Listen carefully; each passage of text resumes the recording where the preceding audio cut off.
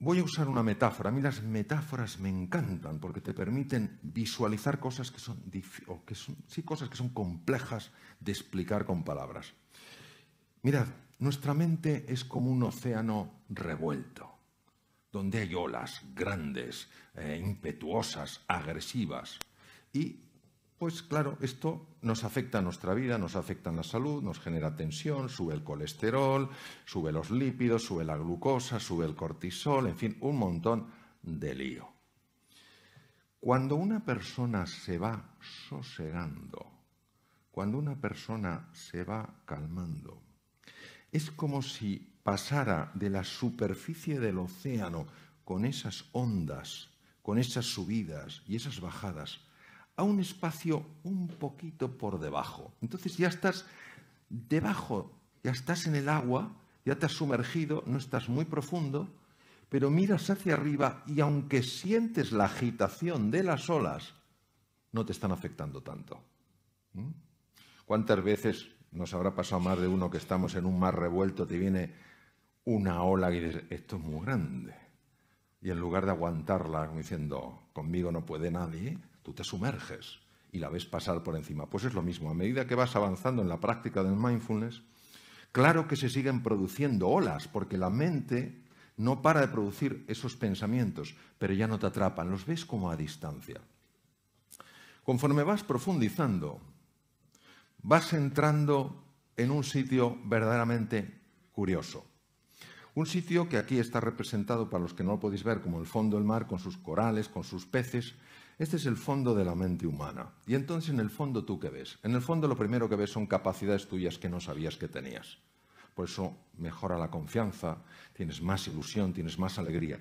Y también descubres aquellas cosas que están impactando negativamente en tu vida y que no sabías que tenías.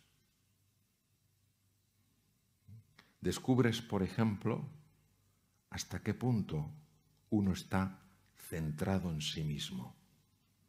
Cosas que no son agradables de ver, pero cuando las ves, las puedes resolver. Si no las ves, no las puedes resolver. Y esto no te sucede como proceso sesudo, diciendo, a ver qué hay en el fondo. No, estás así y de repente lo ves, emerge. Es muy importante que entendáis una cosa. El mindfulness no busca cambiar a nadie. El mindfulness es un abordaje que lo que busca es enseñarte un camino para reencontrarte con tu verdadera identidad. Y ahora voy a explicar un poquito la parte más práctica, para que tengáis una idea más clara. La dificultad para hacer una práctica aquí es que hay muchos que estáis de pie y algunos que estáis sentados. Y los que estáis sentados os pueden ir muy bien, pero los que estáis de pie, si hacemos un ejercicio de mindfulness, pues a lo mejor acabáis en el suelo. Entonces tampoco es plan. Entonces, yo os voy a decir en qué consiste. Sorprende que sea tan potente y tan sencillo. Mirad,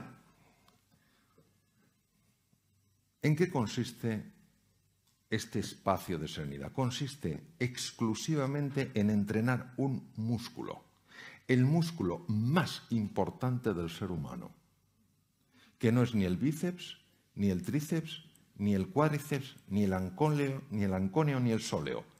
Es el músculo de la atención. Entonces, claro, tú tomas una posición sentado o tumbado, con la espalda recta, y lo que haces es sencillamente llevar tu atención a tu respiración.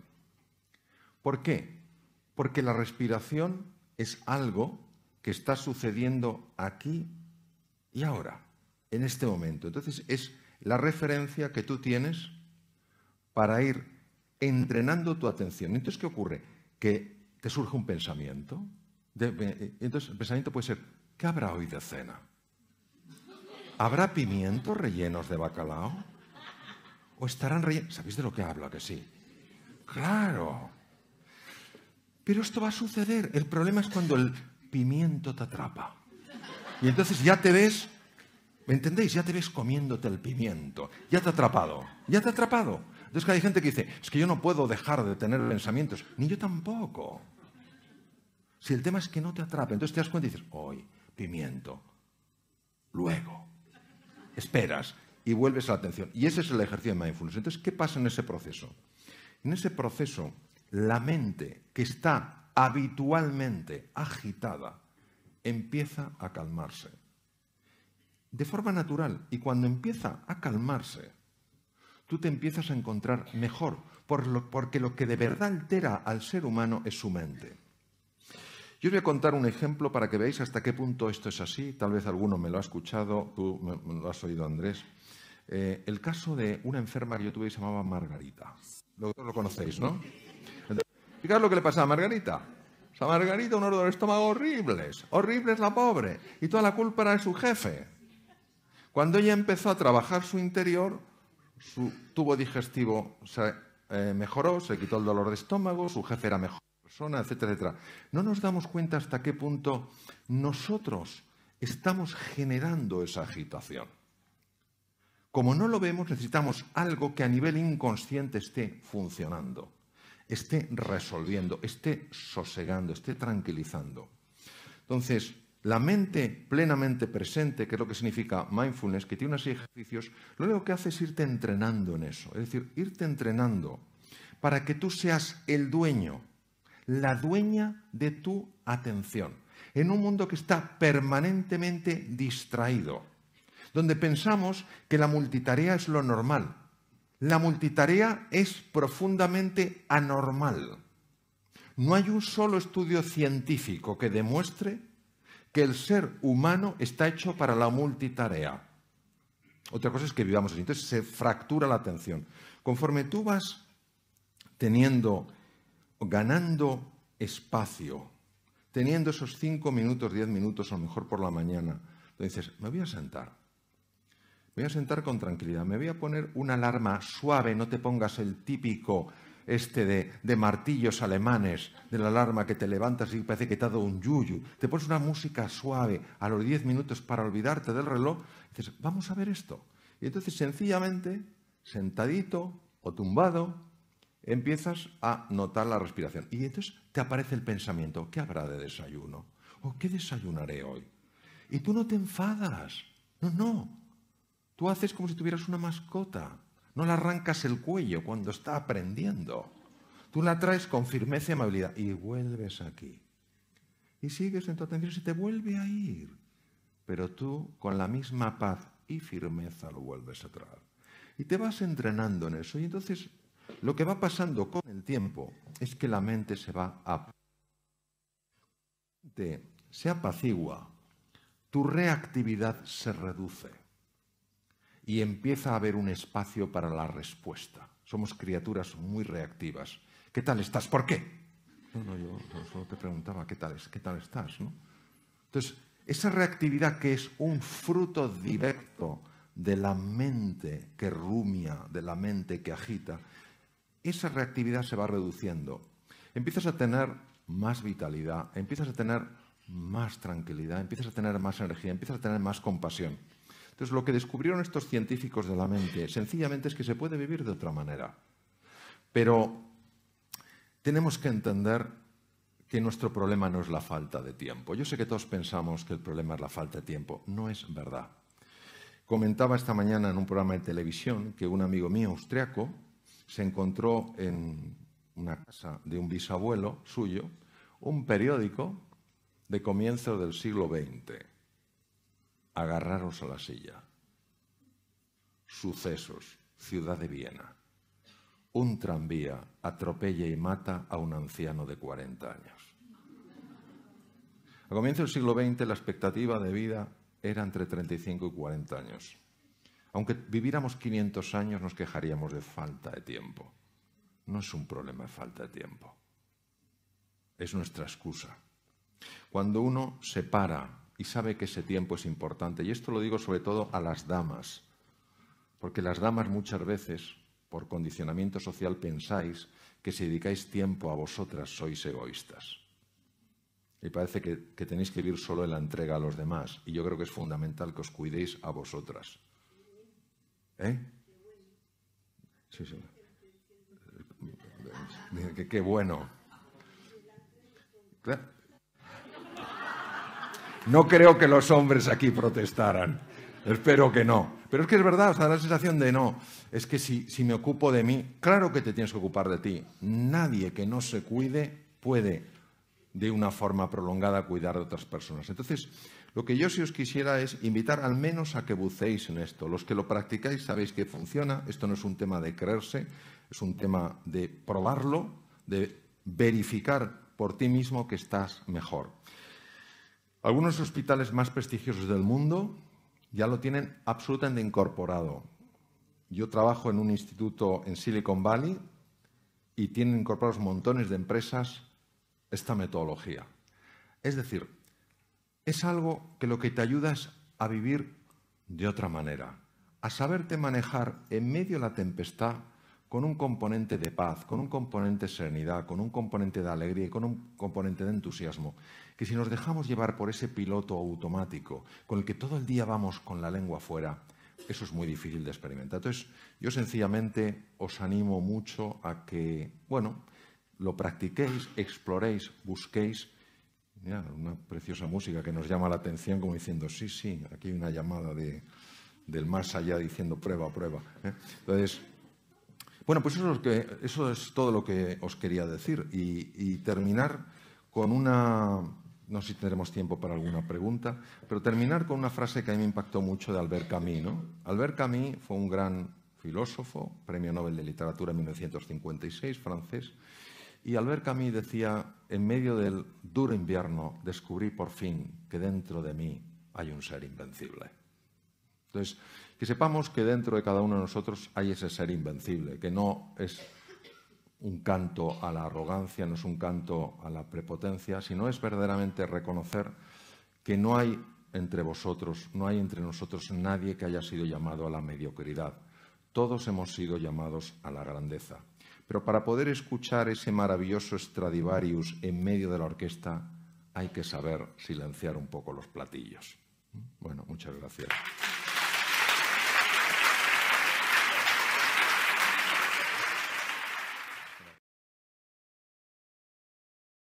El problema que estamos experimentando en la sociedad moderna es la siguiente. El mecanismo de alarma, cuando se pone en marcha de forma esporádica ante un peligro, alguien que viene con un cuchillo, te vas a ir corriendo, un depredador, un autobús que de repente va a pasar, yo voy a cruzar y me quedo paralizado y no me atropella, esos mecanismos de supervivencia están muy bien cuando se activan de forma esporádica. Afortunadamente tenemos también otros mecanismos de adaptación. Los mecanismos de adaptación son muy interesantes. ¿Por qué? Porque nos ayudan ante la dificultad de una manera completamente distinta a los mecanismos de supervivencia. Observar, este es un terreno incierto, con peligros, los rayos son 30 millones de voltios, y también seguro que hay oportunidades ahí. En ese momento, cuando no es la amenaza, sino peligro más oportunidad, lo lógico, lo coherente es que el cerebro active no mecanismos de supervivencia, sino mecanismos de adaptación. Si en medio del desierto aparece un coyote, sí se activará el mecanismo de supervivencia, pero mientras tanto es el mecanismo de adaptación. ¿Por qué el mecanismo de adaptación? Porque el mecanismo de supervivencia solo nos permite atacar, quedarnos bloqueados o huir. Y ya os podéis imaginar que para explorar un territorio nuevo, atacar, quedarse bloqueado o huir es una pobre opción. Son los mecanismos naturales del ser humano. Nosotros hemos progresado a lo largo de la evolución desde hace 2,5 millones de años porque los mecanismos que hemos puesto en marcha fundamentalmente son de adaptación. Solo ante la presencia de un tigre de dientes de sable o un mamut o un mastodonte hemos puesto mecanismos de supervivencia. ¿Por qué son tan interesantes los mecanismos de adaptación? Por lo siguiente. Cuando el cerebro pone en marcha ese mecanismo, a diferencia de cuando pone en marcha el de supervivencia, la sangre no va a la amígdala, sino que va a la zona prefrontal, la zona clave para prestar atención, para ver las cosas con perspectiva, para tomar decisiones y para aprender. Además, da una orden para que células madre situadas en las cavidades cerebrales empiecen a convertirse en neuronas, y esto se ha probado en adulto. Por eso el mecanismo de supervivencia es el que nos ha permitido aprender cómo entender ciertos patrones en entornos nuevos, activa la creatividad, la capacidad de atención, la perspectiva, la memoria. ¿Por qué el ser humano moderno tiene de forma habitual, y esto es una cosa súper constatada desde el punto de vista médico, ¿por qué tiene activado de forma habitual sus mecanismos de supervivencia? Si no le ayudan a adaptarse y encima le generan desgaste incluso a nivel celular. Eso es lo que tenemos que resolver. Generamos interpretaciones de amenazas que son creaciones mentales y respondemos como si fueran peligros y amenazas físicas. Ahora, ¿por qué ponemos en marcha estos mecanismos en lugar de mecanismos de adaptación? Entendemos que el cerebro se equivoca, como se equivoca con el tablero. ¿Pero qué hace que se equivoque? ¿Cuál es la causa? La clave es múltiple. Vamos a analizar los elementos más importantes. El primero es el manejo de la atención. ¿Dónde pongo yo mi atención? ¿Dónde me estoy enfocando? ¿Por qué? Porque donde llevéis vuestra atención será siempre más real para vosotros. Muy importante, la atención es selectiva. Vemos donde miramos. La realidad es muy amplia, pero si solo estamos mirando a un sitio no veremos lo otro. Mucho cuidado con la toxicidad ambiental. Hay personas que son extraordinarias y a su vez son como agujeros negros. Te chupan la energía. Ves otra persona igual y dice, ¿tú también has estado con él? Sí. Una cosa es la persona que está pasando por un mal momento o por muchos malos momentos y otra la persona que es fundamentalmente negativa. ¿Entendéis la diferencia, verdad? Mi consejo es distancia, porque os afectará sin que os deis cuenta por vía inconsciente. No penséis que vale decir, no, yo sé perfectamente lo que de esta persona me voy a quedar o no voy a quedar. No es así.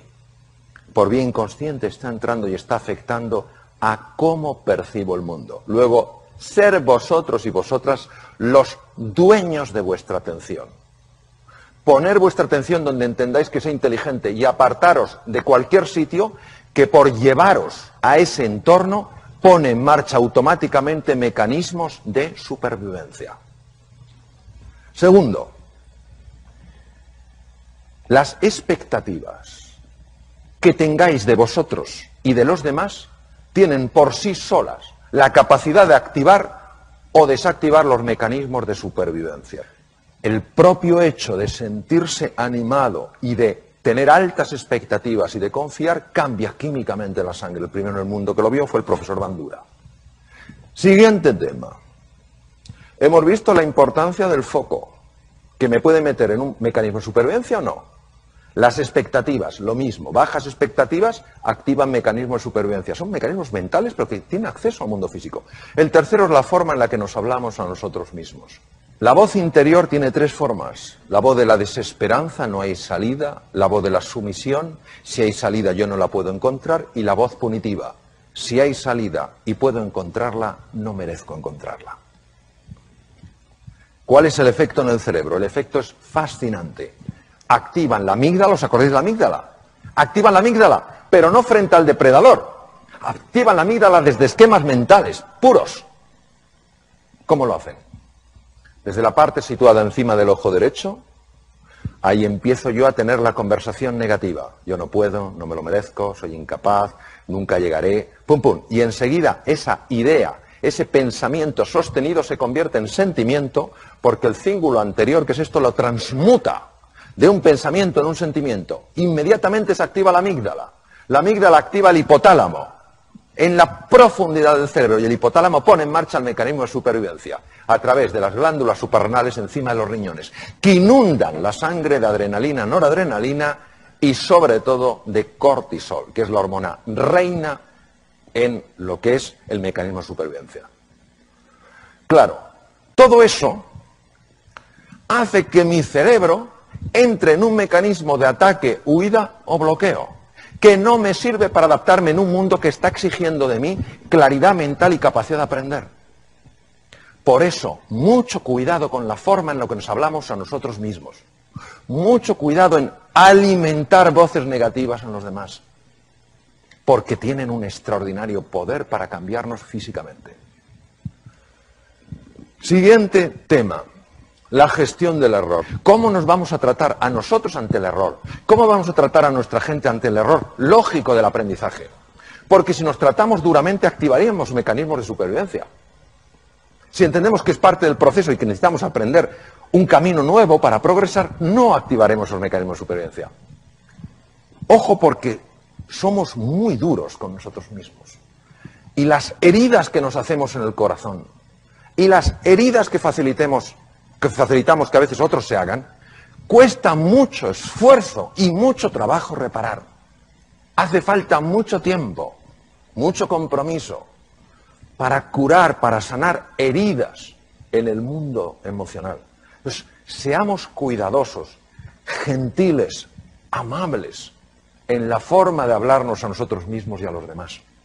¿Y qué cosas decía Albert Einstein? La fuerza de la voluntad, la fuerza del compromiso. Es más fácil estar abajo, es más arriesgado subir, pero desde arriba se ve otra perspectiva y se alcanza con la fuerza del corazón, porque lo que el corazón quiere sentir, la mente se lo muestra. La gente sencilla nos puede enseñar grandes cosas. ¿Cuántas veces nos levantamos por la mañana, o me levanto por la mañana, para no generalizar, digo, no sé qué, el agua, cuánto tarda en salir caliente, hará frío, no sé qué desastre, está lloviendo? Los guerreros Kun en el Kalahari, norte de Sudáfrica, uno de los territorios más duros del mundo, han convertido los esques, las excusas, en los hayques, las acciones, y en los tenemos que, la responsabilidad. Qué ejemplo para nosotros de lo que es la heroicidad en el día a día. Muchas gracias.